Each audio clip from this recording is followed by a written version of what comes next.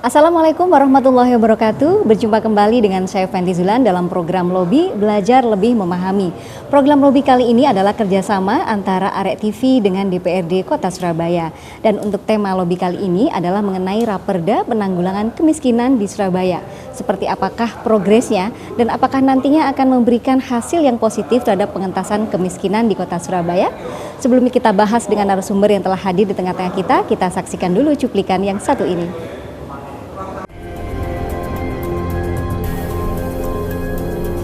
Masalah kemiskinan masih menjadi masalah utama di kota-kota besar di Indonesia, tak terkecuali di Surabaya.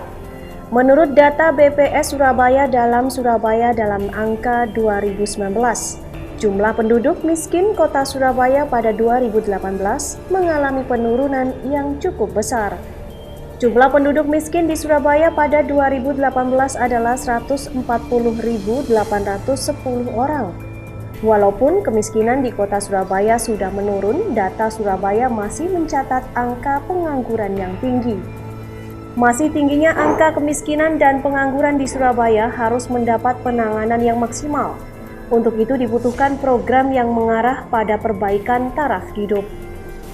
Penanggulangan kemiskinan harus link dan match, yakni melibatkan secara sinergis sejumlah instansi terkait yang berkompeten, di mana semuanya menerapkan kebijakan di sektornya masing-masing secara bersama-sama dan simultan dengan target penanganan dan pengentasan kemiskinan. Agar penanganan dan pengentasan kemiskinan itu tepat sasaran dan terukur, maka sangat dibutuhkan monitoring dan evaluasi secara terus-menerus. Bagaimanakah pemerintah Kota Surabaya menyelesaikan masalah kemiskinan ini dan langkah apa yang sudah diambil atau akan dilakukan guna menanggulangi kemiskinan di Surabaya? Semua akan dibahas di Lobby.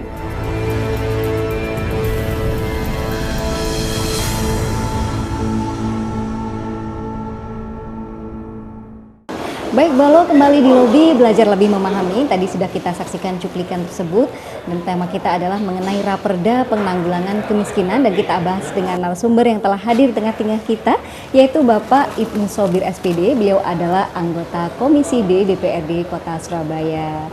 Assalamualaikum, selamat kabar Pak Ibnu, apa kabar? Waalaikumsalam, alhamdulillah baik. Iya, luar biasa hari ini ya Pak ya, semangat sekali tentunya.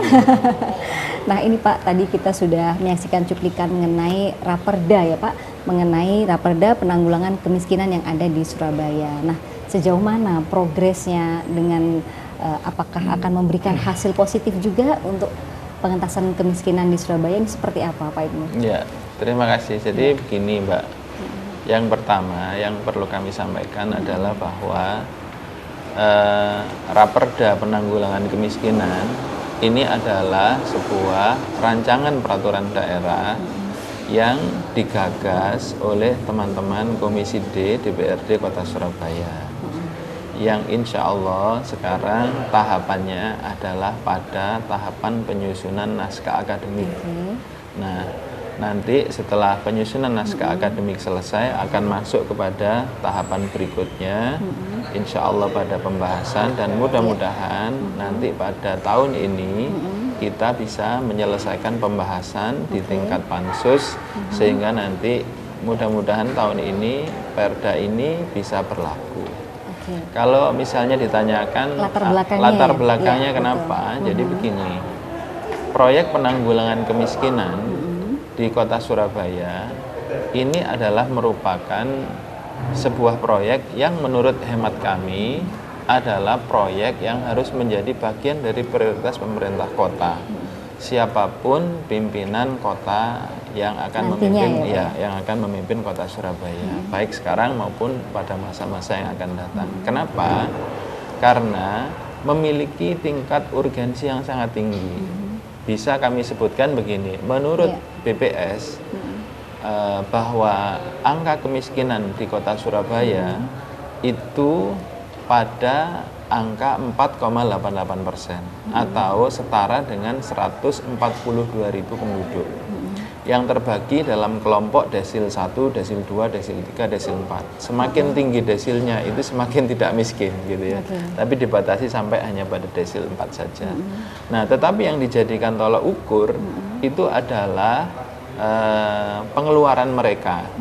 Ya, jadi apabila pengeluaran mereka itu berada di bawah garis kemiskinan, yang mana kalau tidak salah garis kemiskinan itu didefinisikan untuk saat ini pada angka Rp531.000. Artinya apabila ada satu orang kota di Surabaya yang dalam 1 bulan itu dia mengeluarkan uang untuk konsumsinya apa saja A sampai Z hidupnya itu dibiayai setara atau di bawah Rp531.000 per bulan, atau kurang lebih sekitar Rp18.000 per hari, harus 3 kali makan, harus bensin, harus ini, hanya Rp18.000, maka dia hidup di dalam garis kemiskinan. Jadi sebagai indikatornya ya. Iya, akan tetapi kita kan juga paham realitas bahwa ini kan angka statistik. Ya. Realitasnya satu orang bisa jadi di kota Surabaya itu 50.000 tidak cukup. Ya, living cost-nya semakin mahal. Ya, living cost-nya sangat mahal. Oleh karena itu kita juga menengok data yang dimiliki oleh pemerintah kota Surabaya, namanya adalah data MBR yang dimulai pengumpulannya atau mulai dipakai sebagai acuan itu pada tahun 2019 kemarin. Jumlah MBR kita, masyarakat berpenghasilan rendah atau golongan yang tidak mampu di kota Surabaya itu ternyata jumlahnya sangat besar. Jumlahnya adalah 665.000. Oke, itu indikatornya dengan konsumsi tadi, Pak? Kenapa? Pengeluaran tiap bulannya? Ini indikatornya lebih rasional dibanding yang lebih realistis, maksud saya, dibanding dengan yang dipakai oleh BPS tadi itu.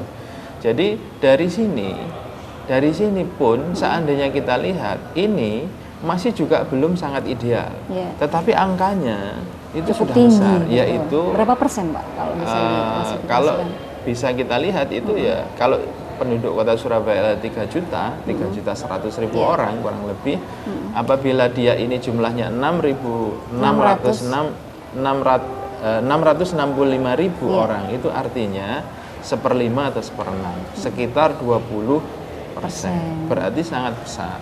Nah, sementara tipe kemiskinannya kebanyakan adalah tipe kemiskinan perkotaan. Nah, kita melihat angka yang besar ini, atau kurang lebih 20% dari jumlah penduduk kota Surabaya. Artinya apabila ada 5 orang di Surabaya itu sedang duduk, bisa jadi salah satunya adalah orang miskin. Atau sekurang-kurangnya apabila ada 6 orang Surabaya itu sedang berdiri KTP Surabaya, itu salah satunya adalah orang miskin. Ini menunjukkan bahwa sangat urgent sekali pemerintah kota mengambil perhatian yang cukup terhadap mereka ini. Karena sebelumnya tidak ada aturannya, begitu ya, Pak ya? Ya, selama ini pemerintah kota Surabaya sebenarnya sudah ada program pengentasan kemiskinan. Program pengentasan kemiskinan itu sudah ditulis oleh pemerintah kota Surabaya, khususnya Bu Risma, sudah menulis pada RPJMD, Rencana Pembangunan Menengah Daerah, yang periode 2 itu beliau sudah menulis bahwa ini menjadi bagian dari prioritas yang harus dilaksanakan dalam nomenklatur pembangunannya. Akan tetapi kami dari perspektif DPRD melihat masih ada banyak sekali masalah, masih ada banyak sekali kendala-kendala di lapangan. Mulai dari masalah yang sangat klasik, misalnya pendataan. Data ini kita mendapati, data ini kita mendapati banyak persoalan. Misalnya, kalau sekarang angkanya adalah 665.000, betulkah ini adalah data yang realnya, akurat? Apakah tidak nanti jumlahnya 700.000? Apakah tidak nanti jumlahnya 800.000? Kenapa? Karena ketika kami, teman-teman di DPRD itu melaksanakan reses misalnya, ketika kami bertanya kepada teman-teman warga kota Surabaya, konstituen misalnya, atau warga kota Surabaya, mereka kebanyakan kami ini butuh ini, butuh ini, butuh ini, butuh ini, gitu ya. Intinya mereka miskin, tetapi mereka tidak mengetahui bahwa ada program MBR ini, masyarakat berpenghasilan rendah, sehingga dia tidak mengakses. Dan ini saya pikir jumlahnya tidak sedikit. Nah, ini masalah jumlah. Belum lagi masalah ketepatan data. Nah, logikanya data itu nanti ada in, ada out. Ya, ada in, ada out. Maksudnya adalah orang miskin itu ketika mendapatkan intervensi dari pemerintah, harapannya dia naik kelas. Sehingga dia keluar dari garis MPR itu, dari database MPR itu menjadi masyarakat yang sudah tidak lagi diintervensi oleh pemerintah Kota Surabaya pada bidang kemiskinan. Ini juga masalah. Jadi kita belum melihat dari 665.000 ini berapa yang sudah out gitu kan. Jadi berapa yang belum masuk, berapa yang belum harusnya keluar. Kenapa? Karena ini MBR ini kan menjadi basis data untuk pemerintah Kota Surabaya ketika dia melakukan intervensi kepada masyarakat. Misalnya, apa intervensinya? Sebelumnya dijelaskan lebih lanjut, kita akan break dulu dan kita akan kembali lagi di Lobi Belajar Lebih Memahami.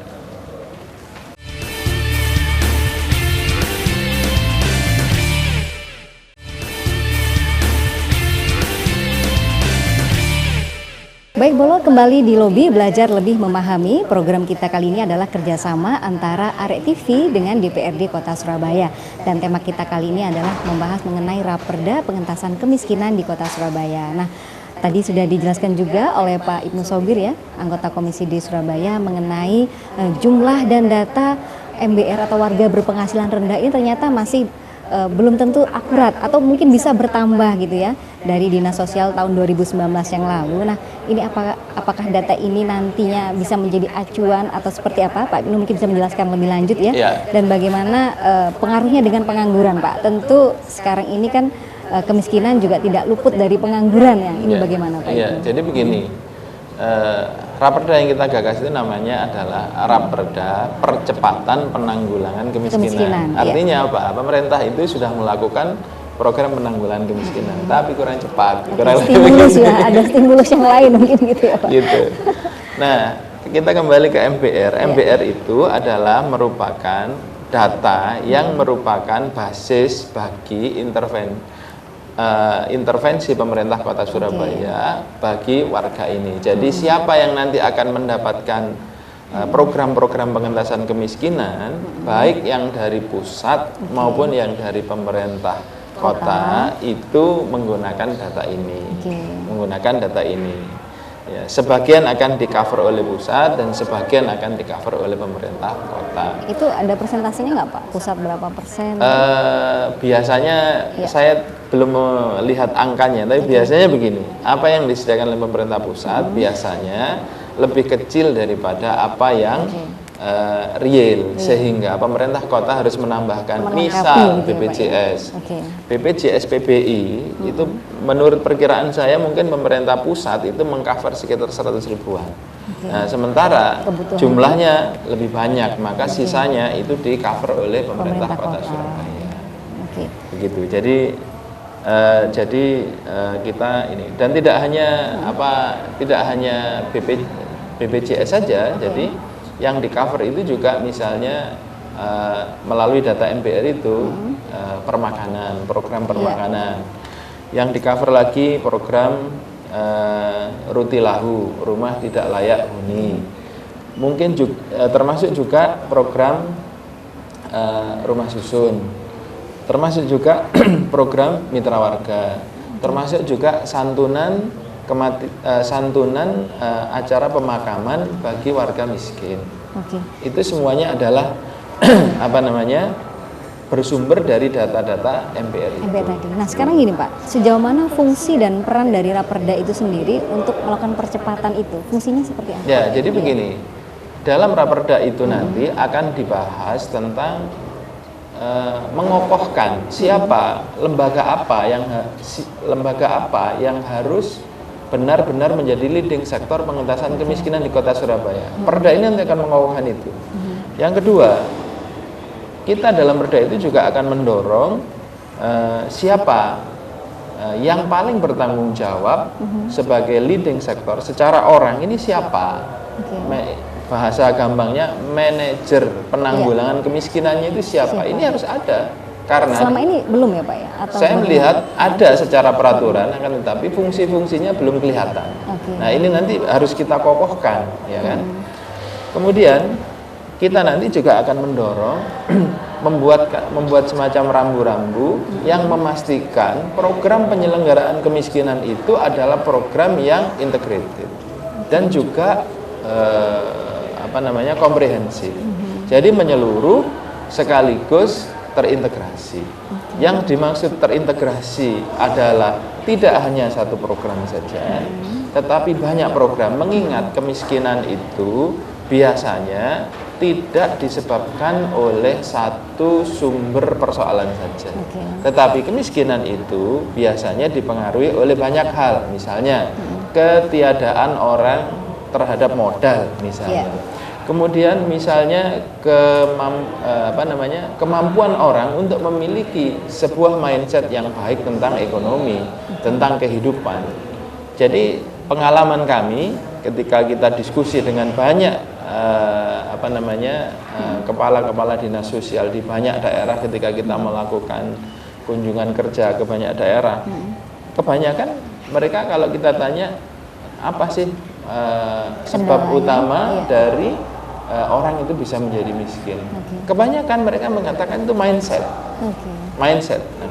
Kalau memang itu mindset, kenapa kemudian tidak muncul mindset ini menjadi sesuatu yang juga direkayasa, yang diintervensi oleh pemerintah daerah bersangkutan? Berarti pengembangan SDM ya Pak ya? Iya, pengembangan SDM. Jadi kita mesti sampaikan ini nanti di dalam dikuatkan ini gitu. Nanti silahkan bagaimana pemerintah kota ini ngaturnya, tetapi jangan sampai kemudian ada orang Surabaya, warga kota Surabaya terkait masalah ini masih nggak clear gitu. Gitu. Nah terus begini Pak, kalau menurut Pak Ibnu sendiri, apakah dengan Raperda nanti artinya cukup efektif untuk mempercepat penanggulangan kemiskinan? Pak Ibnu, jadi kita ini kan istilahnya melakukan semacam ijtihad ya Mbak ya. Ijtihad secara secara regulasi. Maka tugas kami dalam proses penyusunan Raperda ini memastikan tidak ada satu unsur pun yang tertinggal, yang kita pandang nanti akan melakukan percepatan terhadap penanggulangan kemiskinan. Jadi ini nanti kan output produknya kan peraturan. Nah, peraturan ini jangan sampai ada yang hilang. Maksud saya ada kebutuhan lapangan yang tidak dipayungi oleh peraturan ini, gitu. Nah, misalnya bahwa penanggulangan kemiskinan itu dilakukan secara bersama-sama. Siapa? Pemerintah. Pemerintah itu ada siapa saja? Ada pemerintah pusat, ada pemerintah provinsi, ada pemerintah daerah. Ini harus semuanya masuk. Tetapi apakah kemudian hanya mereka? Tidak juga, karena kita melihat banyak sekali warga masyarakat yang sesungguhnya potensi untuk membantu warga miskin supaya dia keluar dari kemiskinannya. Itu juga sangat banyak yang bentuknya charity. Kita bisa melihat banyak NGO-NGO yang bekerja dengan memberikan charity-charity, ya kan? Ada lembaga sodako, ada lembaga wakaf, ada lembaga ini, ada lembaga amal soleh dan lain-lain. Itu kan banyak.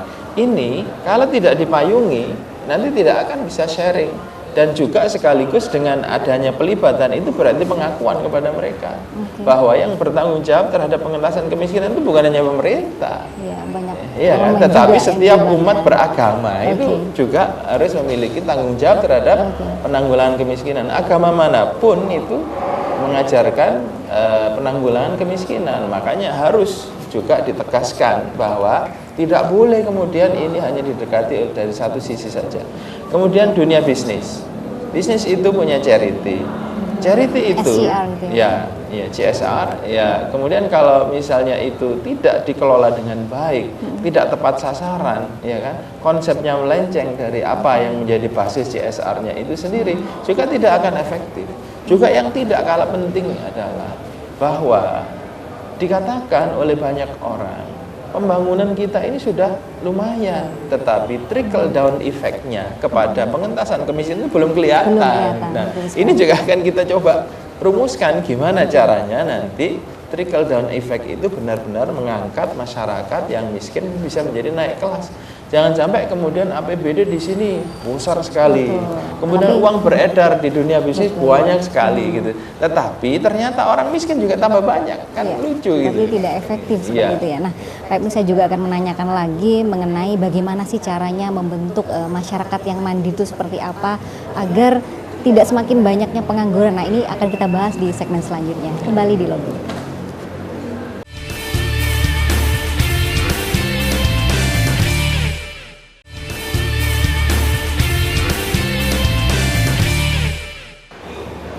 Baik, Bolo, kembali di Lobi Belajar Lebih Memahami, dan di tema kita kali ini adalah mengenai Raperda Pengentasan Kemiskinan di Surabaya, dan telah hadir juga Bapak Ibnu di sini sebagai anggota Komisi D Surabaya.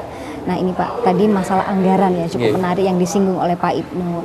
Anggarannya sudah besar. Nah, apakah nanti jangan-jangan ini sudah beredar tapi tidak efektif? Nah, untuk itu bagaimana pengawasan dari penggunaan anggaran-anggaran ini agar tepat sasaran itu seperti apa, Pak Ibnu? Ya. Jadi yang perlu kita jelaskan di sini adalah bahwa Surabaya sebenarnya sudah lumayan dalam jumlah anggaran. Akan tetapi kita melihat potensi kemiskinan yang sangat besar ini bisa jadi anggaran ini tidak cukup. Itu masalahnya.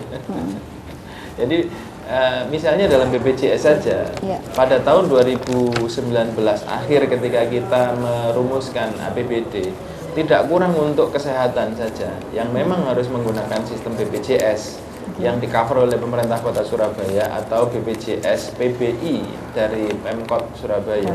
Itu anggarannya tidak kurang dari 320 miliar. Ini jumlah yang sangat besar, 0,3 triliun. Ini baru untuk anggaran kesehatan saja. Sementara kita juga menyiapkan Rutilahu, rumah tidak layak huni, itu tidak kurang dari 1.000. Akan tetapi masalahnya, betulkah memang kebutuhan masyarakat untuk diperbaiki rumahnya dalam program 1.000 maksudnya cuma itu 1.000 gitu. Jumlah yang 1.000 titik. dibutuhkan? Ya, 1.000 titik. Nah, menurut saya ini masih belum ketemu. Begitu juga dengan rusun. Dengan rusun, logikanya rusun itu adalah diperuntukkan warga Surabaya yang dari kalangan tidak mampu, sehingga dia bisa melakukan penyewaan terhadap rusun milik pemerintah Kota Surabaya itu secara murah, gitu kan. Nah, tetapi pertanyaannya berapa kemauan pemerintah Kota Surabaya untuk bisa menyediakan anggaran pembangunan rusun itu? Nah, berapa sih angkanya? Nah, itu yang kami ini masih belum ini. Makanya di dalam perda itu nanti juga akan kami tegaskan harus ada perhitungan real, gitu kan. Kalau misalnya itu katakanlah jumlahnya 100 misalnya, kebutuhannya adalah 100, kemudian kemampuan anggarannya itu adalah baru 10, berarti harus diselesaikan dalam sekian periode dengan proses dan pentahapan yang jelas. Itu nanti akan disebutkan insya Allah di dalam Raperda Percepatan Penanggulangan Kemiskinan ini. Nah, kalau kita bicara tentang kemandirian masyarakat, tadi sudah saya sampaikan bahwa yang mengakibatkan orang menjadi miskin itu banyak. Pertama adalah mindset. Ya kan? Mindset, kemudian ketiadaan skill dan keterampilan, sehingga dia tidak lolos dalam persaingan dengan persaingan kompetisi dengan yang lainnya. Yang ketiga, kalau memang dia bicara tentang usaha, usaha misalnya, dia bisa jadi belum memiliki modal, ya kan? Dan juga yang tidak boleh yang tidak boleh kita lupakan, jangan sampai ada satu pun kebijakan pemerintah itu yang kemudian justru berbalik mengakibatkan orang menjadi miskin. Ini penting. Jadi ini mungkin tidak hanya memberikan ikan, tapi kailnya, begitu ya. Betul. Jadi warga itu menjadi miskin bisa karena banyak sebab. Dan yang yang menurut saya paling harus dihindari itu adalah jangan sampai ini kesalahan pemerintah. Misalnya apa? Dia membuat sebuah kebijakan, yang kebijakan itu menyelesaikan satu masalah, tetapi mengakibatkan dampak masalah yang lain, dan itu akhirnya ujung-ujungnya orangnya lari kepada golongan MPR tadi. Ini kan masalah. Ini harus kita pastikan. Juga bisa jadi biaya hidup tinggi. Ya, karena itu dalam strategi penanggulangan kemiskinan yang sering banyak disampaikan oleh para pakar, itu diantaranya adalah bagaimana memotong biaya kehidupan ini jangan sampai biayanya tinggi. Misalnya, ketika di sebuah kota ada transportasi murah, ya kan, itu akan sangat menghemat waktu sekaligus akan sangat menghemat pengeluaran, ya kan, pengeluaran. Ini juga bagian dari kebijakan. Nah, begini Pak Ibnu. misalnya begini ya, tadi adalah pembangunan karakter dan SDM yang berkaitan dengan mindset terutama, kemudian skill ya kan. Nah ini bagaimana dengan jumlah ini Pak, program atau lowongan pekerjaan yang ada, apakah sudah disinkronisasi? Artinya misalnya nih jumlah yang punya skill ternyata banyak, tapi memang belum ada lowongan pekerjaan itu sehingga ada pengangguran, itu apakah sudah di cross check juga Pak ini? Ya memang kita melihat bahwa yang namanya lowongan pekerjaan itu ketersediaannya kan tergantung kepada kesempatan bisnis yang subur dan berkembang di sebuah daerah, misalnya di kota Surabaya. Ketika Surabaya ini misalnya banyak sekali yang membuat bisnis ini menjadi subur, biasanya akan berdampak pada pembukaan lowongan pekerjaan yang bagus. Jadi ini memang ada unsur makro, ada unsur mikro. Nah, selama ini yang kita dorongkan kepada pemerintah kota adalah bagaimana angkatan kerja kita itu juga memiliki pemikiran ganda. Yang pertama adalah bagaimana boleh-boleh saja kalau seseorang berpikir saya besok jadi pegawai. It's okay, tidak ada masalah kalau memang passionnya ada di sana. Akan tetapi pilihan ini tentu bukan tanpa resiko. Tentu ada resikonya, ya kan? Misalnya, apakah dia bertahan dengan apakah dia bisa bertahan dengan kemampuan perusahaan yang memang misalnya perusahaannya hanya mampu membayar UMK saja misalnya. Seperti apa? Karena bisa jadi kebutuhan keluarga itu lebih dari UMK. Yang kedua itu adalah kita mendorong sejak awal di sekolah-sekolah supaya nanti bisa menjadi sesuatu yang mempengaruhi cara berpikir mereka adalah bahwa yang namanya rezeki atau pendapatan itu kan tidak hanya melalui satu pintu saja, yaitu pintunya menjadi karyawan itu. Tapi juga kita dorong supaya mereka berpikir bahwa ada pintu yang lain yang lebih dinamis dan lebih terbuka peluangnya. Apa itu? Yaitu kemampuan berbisnis, berwirausaha. Nah, jadi di sana nanti akan dimasukkan semacam message bahwa rezeki itu tidak hanya ada pada titik karyawan atau pegawai, tetapi ada juga yang bisnis. Makanya kita juga mendorong supaya ada startup. Sementara ini sudah begitu, tetapi kita masih mendorong efektivitasnya supaya lebih tajam. Sebenarnya sudah ada upaya-upaya ke sana itu, tetapi memang masyarakat ini belum seluruhnya terpanggil untuk berpikir yang ke situ dengan berbagai macam handicap. Misalnya, saya kalau misalnya bisa berbisnis, memang modalnya dari mana gitu kan. Makanya itu juga harus jadi perhatian kita gitu kan.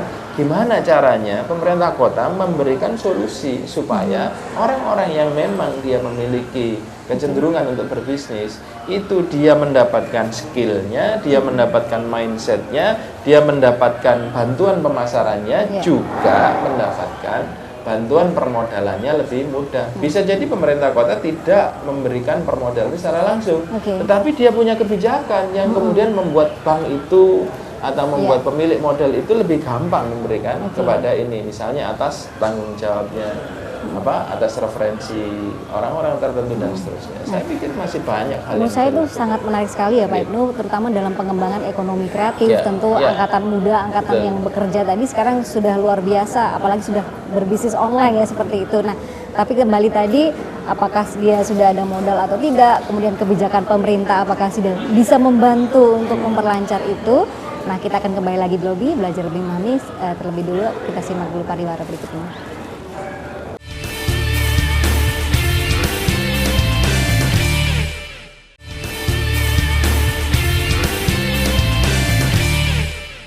Baik, Bolo, kembali di Lobby Belajar Lebih Memahami. Program ini adalah kerjasama antara Arek TV dengan DPRD Kota Surabaya. Nah, masih bersama Pak Ibnu di sini ya, anggota Komisi D Surabaya, dengan tema kita yaitu Raperda Penanggulangan Pengentasan Kemiskinan. Nah, tadi sempat disinggung ya Pak ya, masalah ekonomi kreatif sudah disosialisasikan mulai bangku SD gitu ya Pak ya. Sekarang mulai banyak nih program-program di sekolah, misalnya ada market day, anak-anak diajarin berbisnis, jadi tidak hanya punya mindset bahwa lulus kuliah jadi pegawai atau karyawan gitu ya Pak, jadi lebih kreatif lagi. Nah sejauh ini pemerintah sudah sampai tahap mana ini Pak untuk hal ini ya, mendorong masyarakat untuk lebih kreatif lagi? Ya, jadi yang terkait dengan itu sebenarnya memang sudah ada upaya dari pemerintah kota untuk bisa memasukkan mindset bahwa bisnis itu penting, ya kan, sebagai sumber penghasilan di masa-masa yang akan datang. Akan tetapi kalau saya melihat ini belum masif, belum masif. Dan yang selama ini dikerjakan oleh pemerintah kota itu adalah ada kegiatan-kegiatan semacam pahlawan ekonomi, tetapi kalau kita lihat cakupannya itu juga belum sangat luas gitu. Artinya orang yang terlibat di sana sampai kemudian dia mulai dari mendapatkan pelatihan, sampai mendapatkan bantuan permodalan, sampai mendapatkan bantuan pemasaran, sampai kemudian dia mendapatkan konsultasi-konsultasi dari para pakar, itu menurut saya masih belum maksimal kuat, ya? Belum kuat. Ini pihak mana saja Pak Ibnu yang harus terlibat dalam hal ini ya? Pihak mana saja? Seharusnya kalau kita bicara dinas, kalau dinas, kita bicara pemerintah, apa saja, pemerintah, semestinya yang harus melakukan ini dari segi penanaman mindset ini mestinya adalah dinas pendidikan. Melalui unit-unit sekolah negeri maupun swasta, di mana ada anak Surabaya, maka di situ pemerintah kota melalui dinas pendidikan bisa menggalakkan ini, misalnya dinas mensosialisasikan sejak dinas dini. Pendidikan bisa meminta kepada setiap sekolah untuk misalnya kasarnya mewajibkan sekian setiap tahun itu ada sekian kali market day misalnya, untuk menanamkan pemikiran tentang bisnis itu penting misalnya, itu bisa, sangat-sangat bisa.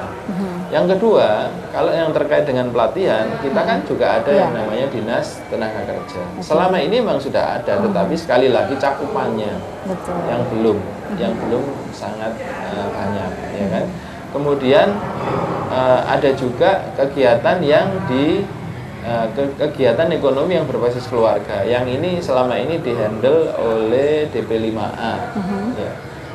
Di sana juga ada, akan tetapi kembali lagi keterbatasan ini membuat cakupannya juga belum sangat luas, sehingga opini masyarakat terkait bisnis itu penting sebagai bagian dari program pengentasan pendapatannya masing-masing itu belum clear.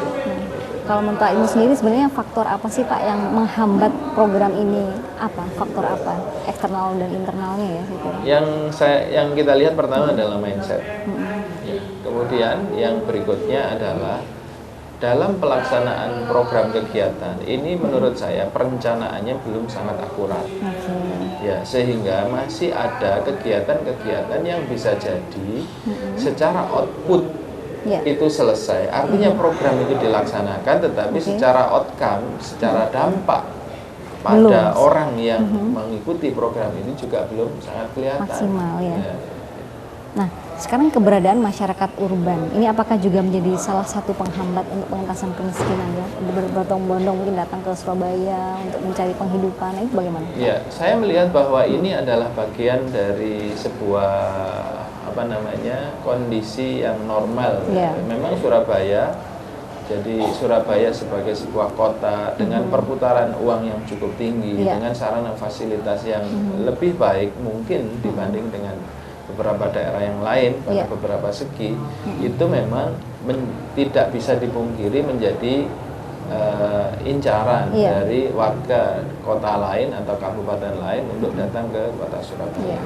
Nah, ini bisa jadi memang berpengaruh kepada itu tadi, kepada bertambahnya orang miskin apabila tidak tertata dengan baik dan tidak ada proteksi dengan baik. Misal, beberapa teman di Komisi D sering menyampaikan, apakah tidak bisa seandainya retail modern, toko-toko modern, ya kan, yang ada di Surabaya yang jumlahnya lebih dari 1000 itu, kemudian karyawannya adalah orang Surabaya. Saya menangkap bahwa itu oke, sebagai sebuah upaya memproteksi bahwa ketika badan usaha itu ada di kota Surabaya, kemudian menggunakan warga Surabaya sebagai karyawannya, itu oke. Akan tetapi di sisi lain kita juga tidak bisa memungkiri apabila ini dikembalikan pada prinsip bisnis. Maksud saya begini, apakah kemudian kalau memang orang Surabaya, warga Surabaya itu automatically dia memiliki kriteria yang diharapkan oleh sang pengusaha untuk mengelola, itu juga masalah. Tetapi kalau kita bisa hadir untuk memberikan semacam intervensi, misalnya ada pelatihan khusus, ya kan, bisa jadi ini akan terjembatani sehingga kepentingan pebisnis itu ketemu dan kemudian kepentingan warga untuk mendapatkan penghasilan melalui bekerja pada toko-toko modern ini juga bisa terakomodir, terakomodir dengan baik, gitu. Bisa juga misalnya yang sekarang mulai dirintis oleh pemerintah kota, misalnya untuk toko-toko modern itu diharapkan mengambil mengambil barang ya untuk dijual itu berasal dari UMKM dari kota Surabaya, itu bisa.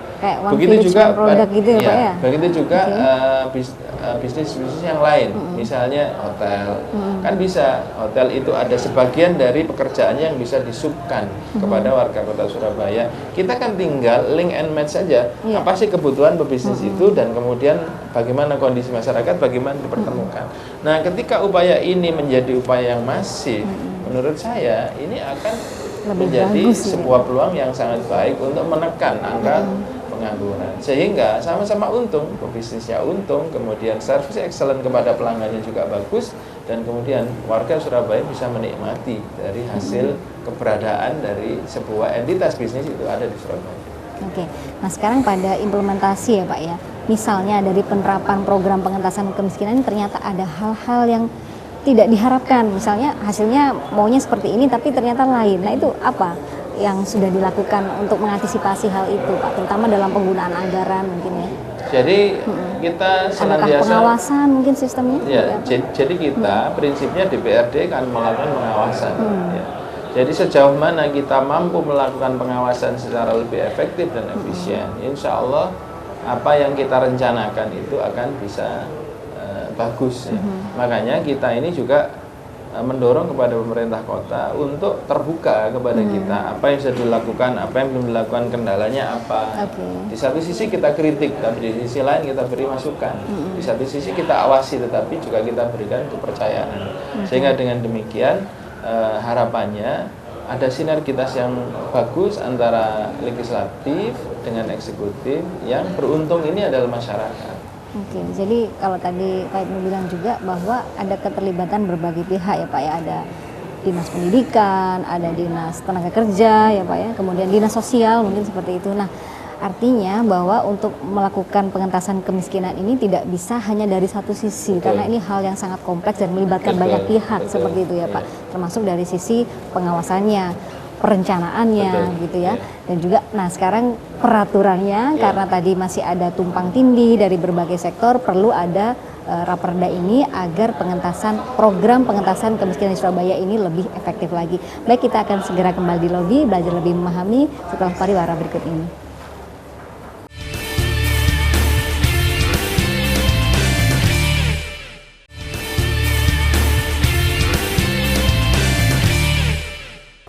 Baik, Bolo kembali di lobi belajar lebih memahami. Program ini adalah kerjasama antara Arek TV dengan DPRD Kota Surabaya. Nah, terus begini Pak, untuk mengatasi penanggulangan kemiskinan ini menurut Pak Ibnu ya, sejauh mana pemerintah kota sudah melakukan hal itu? Artinya dalam pengamatan Pak Ibnu sebagai anggota Dewan ini seperti apa yang sudah dilakukan oleh Pemkot? Saya melihat pemerintah kota sebagaimana terlihat dalam RPJMD-nya sudah ada program pengentasan kemiskinan itu, ya kan?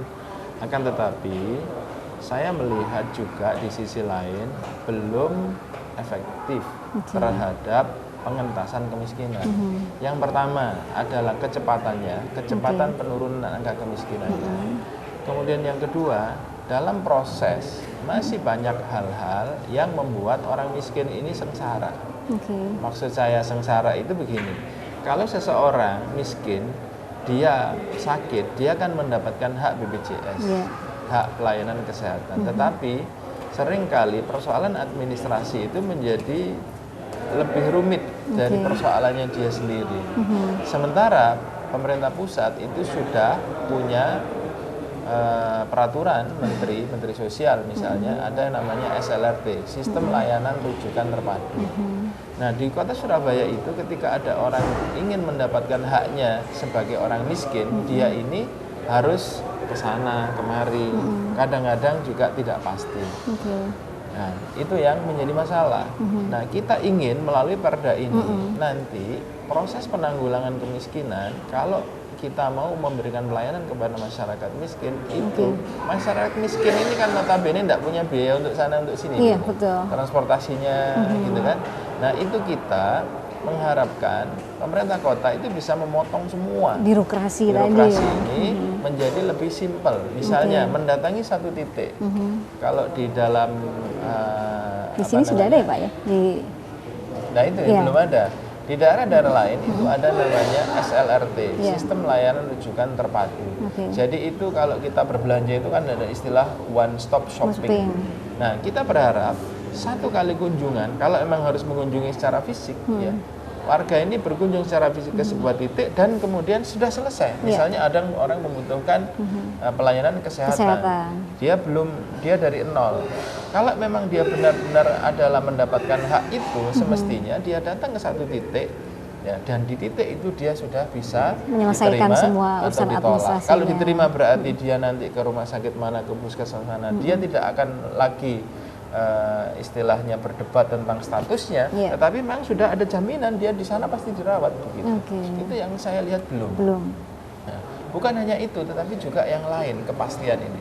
Misalnya kasus terakhir kita mendapati ada BPJS yang dinonaktifkan di Surabaya, ya kan, jumlahnya relatif banyak. Terkait hal apa itu Pak, kok dinonaktifkan? Jadi dinonaktifkan itu karena memang ada cleansing. Jadi cleansing data dari pemerintah pusat. Kemudian ada juga perapian data di kota Surabaya. Jadi yang bersumber dari pemerintah pusat itu ada yang dinonaktifkan, kemudian yang dari pemerintah kota juga ada yang dinonaktifkan. Nah, itu jumlahnya tidak sedikit menurut saya. Potensinya itu di atas 300.000. Artinya warga tadi tidak layak lagi menerima bantuan atau seperti apa Pak? Kalau layak tidak layak itu bisa jadi masih layak. Akan tetapi ketika dia menggunakan kartu BPJS-nya, itu dia datang ke puskesmas atau seseorang ingin menghendaki operasi dengan menggunakan BPJS, itu tiba-tiba saja sudah direncanakan operasi itu nggak bisa gara-gara kartu BPJS sudah nonaktif tadi. Nah, ini kenapa? Karena ada persoalan data di pusat atau ada persoalan data di kota Surabaya. Nah ini yang aneh adalah yang bersangkutan ini tidak menyadari bahwa dirinya itu sedang dinonaktifkan.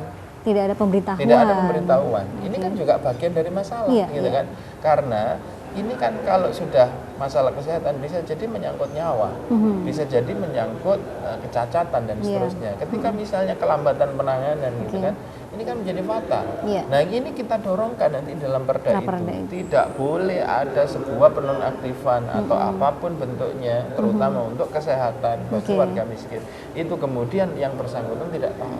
Harus ada kejelasan bahwa dirinya statusnya apa, aktif atau tidak. Kalau tidak aktif kemana, kalau aktif bagaimana, itu harus clear. Nah ini bagian dari persoalan itu. Jadi sebenarnya masalahnya juga sangat kompleks sekali ya Pak Ibnu ya. Jadi Pak Ibnu memberikan penggambaran bahwa salah satu contohnya ada PBJS. Jadi ada penonaktifan terhadap beberapa orang yang mungkin seharusnya layak mendapatkan bantuan itu tapi dinonaktifkan dan itu tidak dikonfirmasi. Nah ini ada satu masalah tersendiri. Dan mungkin Pak Ibnu apa yang bisa disarankan ya, tidak hanya kepada pemerintah kota saja ya Pak, mungkin dinas atau instansi terkait apa saja dan apa yang harus dilakukan, mungkin silakan Pak Ibnu. Jadi secara umum kepada pemerintah kota, termasuk masyarakat juga. Secara kepada pemerintah kota adalah bahwa program pengentasan kemiskinan itu yang paling pertama yang dibutuhkan itu adalah political will. Jadi pemerintah kota harus memiliki keinginan yang tulus dan sangat kuat untuk mengentaskan orang miskin. Karena di mana-mana yang namanya pemerintahan tingkat apapun, problem kemiskinan itu menjadi tugas primernya dia. Apalagi di tengah kita mengalami ketidakpastian ekonomi. Yang kedua, yang terkait dengan masyarakat adalah masyarakat ini hendaknya mendapatkan perhatian dan komunikasi secara utuh dari pemerintah kota sehingga masyarakat ini memahami hak dan kewajibannya. Bahwa masyarakat ini kalau punya BPJS ya, kalau seandainya dia berhak BPJS ya dia harus tahu BPJS-nya, kalau dia berhak mitra warga ya dia harus tahu mitra warganya, kalau dia berhak MBR ya. Nah, siapa yang harus memberikan penjelasan ini? Tentu saja adalah pemerintah kota. Nah, masyarakat ini tentu kondisinya secara default mestinya kan dia pada posisi pasif. Karena apa? Dia itu kan dilayani oleh pemerintah. Tugasnya pemerintah adalah melayani, ya kan? Oleh karenanya yang aktif mestinya adalah pemerintah. Boleh-boleh saja rakyat bertanya, itu boleh pada saat dia memang punya kesadaran untuk bertanya, akan tetapi jauh sebelum bertanya, tanggung jawab mensosialisasi itu ada pada pemerintah. Satu hal lagi yang sering kami sampaikan ketika kita diskusi dengan pemerintah kota adalah kami sudah sosialisasi, kami sudah memberikan penjelasan, tetapi pertanyaannya adalah apakah terukur? Kalau menurut saya terukur itu artinya adalah end user dari sebuah pelayanan masyarakat itu oleh end user itu dipahami. Jadi tidak boleh berhenti hanya pada perangkat, tidak boleh. Kami sudah panggil Pak RT, kami sudah panggil Pak RW. Menurut saya belum terukur. Ya kan? Output kegiatannya sudah, tetapi dampaknya apakah sudah sampai kepada masyarakat? Dan yang tidak kalah pentingnya menurut saya, seharusnya pemerintah Kota Surabaya dengan kemampuan anggaran 10 triliun lebih ini, dia bisa bertindak lebih banyak lagi terhadap warga miskin. Ya kan? Dalam rangka apa? Menjamin kehidupannya, bagaimana mereka naik kelas dari miskin menjadi tidak miskin lagi. Bagaimana dari dia ini terancam keselamatannya karena pelayanan kesehatan yang belum terselesaikan, belum belum ready sewaktu-waktu dia sakit, gitu kan? Nah, apalagi sekarang jenis penyakit ini bermacam-macam, gitu kan? Nah ini juga harus dipastikan. Jadi setiap pemerintah, setiap eksekutif mestinya berpikir bahwa seandainya nanti ada salah seorang warga ini yang tiba-tiba sakit, itu sudah harus ready. Tidak boleh lagi nanti ketika dia sakit masuk ke sana, masuk ke sini. Mestinya tidak seperti itu. Dan ini saya pikir dengan anggaran yang begini banyak, menurut saya bisa dikontrol. Artinya bisa diupayakan supaya setiap warga ini clear. Baik, terima kasih banyak Pak Ibnu. Jadi pemirsa di rumah bahwa ada perlu political will dari pemerintah dan juga masyarakat harus tahu juga apa hak dan kewajibannya seperti itu ya. Dengan anggaran yang cukup besar dari pemerintah sekitar 10 triliun tadi disebutkan bahwa ini harusnya sudah bisa menyelesaikan permasalahan yang ada. Baik, itulah tadi bincang-bincang kita tentang Raperda Pengentasan Kemiskinan di Kota Surabaya. Semoga bermanfaat bagi kita semua. Akhirnya saya Fenty Zulan pamit undur diri. Kita berjumpa kembali di lobi di program selanjutnya. Assalamualaikum warahmatullahi wabarakatuh. Baik, terima kasih Pak Ibnu.